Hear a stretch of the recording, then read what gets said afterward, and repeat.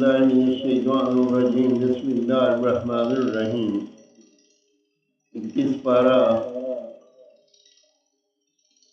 11 رکوع سے 12 رکوع تک کی ترجمہ کنز ایمان پڑھ رہا ہوں۔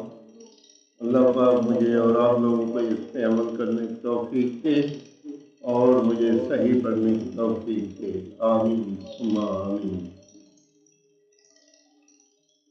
أَلَمْ تَرَوْا أَنَّ اللَّهَ سَخَّرَ لَكُم مَّا فِي السَّمَاوَاتِ وَمَا فِي الْأَرْضِ وَأَسْبَغَ عَلَيْكُمْ نِعَمَهُ ظَاهِرَةً وَبَاطِنَةً۔ ترجمہ کنز ایمان۔ کیا تم نے نہ دیکھا کہ اللہ نے تمہارے لیے کام میں لگائے جو کچھ آسمانوں اور زمین میں ہے، اور تمہیں بھرپور دے اپنی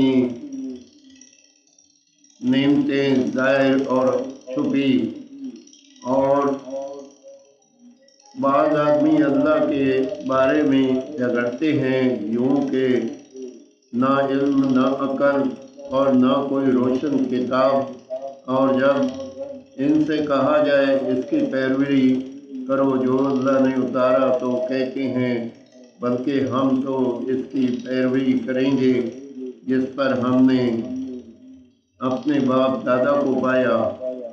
کیا اگرچہ شیطان ان کو عذاب دوزخ کی طرف بلاتا ہو تو جو اپنا منہ اللہ کی طرف جھکا دے اور ہو نیکوکار تو بے شک اس نے مضبوط گرہ تھامی۔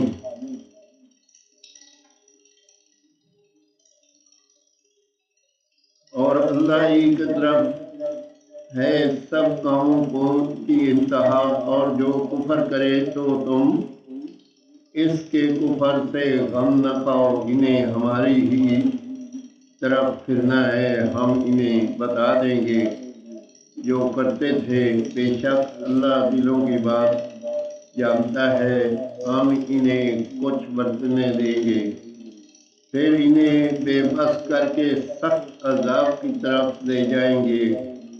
اور اگر تم ان سے پوچھو کس نے بنائے آسمان اور زمین تو ضرور کہیں گے اللہ نے۔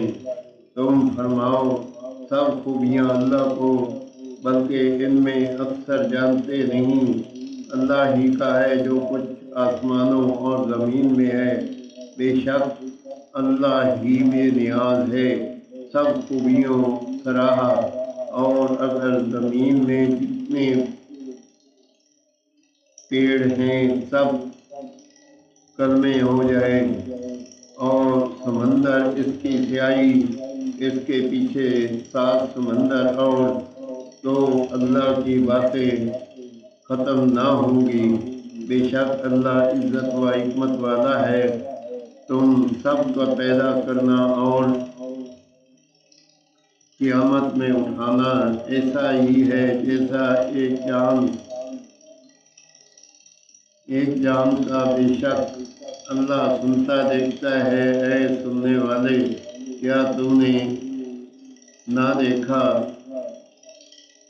کہ اللہ رات لاتا ہے دن کے حصے میں اور دن کرتا ہے رات کے حصے میں، اور اس نے سورج اور